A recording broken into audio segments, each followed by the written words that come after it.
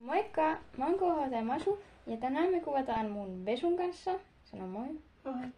Mun Vesun kanssa tämmönen hieno video, että me ostettiin irttareita.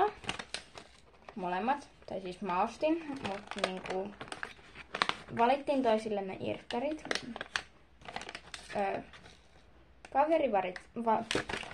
Kameli valitsi nää ja mä valitsin nää. Mennään suoraan videon pariin ja tästä tulee lyhyt video, koska mulla ei riitä tallennustila. Joten aloitetaan.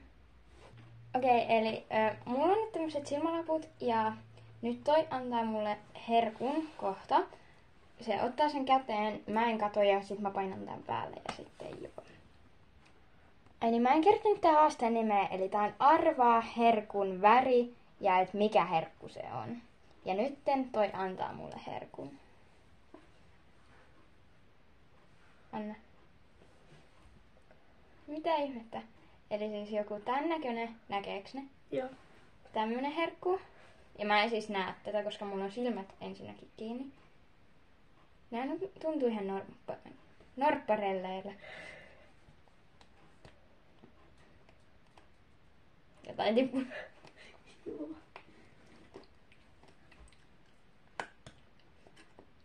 Mä sanon tän väriksi, että tää on niinku jotain suklaata, eli tää voisi olla ruskea. Ja sit tässä on jotain monivärisiä nompparelleja. Saaks kattoo? Joo. Menikö se oikein? Joo. Joo, mä sain pisteen. Sori, mä puhun tää nyt suussa, mutta siis meillä on tämmöset. Niin me nyt juodaan niitä jossain välissä. Eli siis ton näköinen karkki, ja siis tää ei ollut äsken päällä, niin joo. Niin Okei. mä voin nyt näyttää. Eli tän värinen. Tästä on muuten vaikea huomata. Nopea aika loppuu. Mä arvaan, että tässä on pinkkiä. Okei, saa katsoa. Hyvä, säkin sait pisteen. Pinkki sinne. Mm.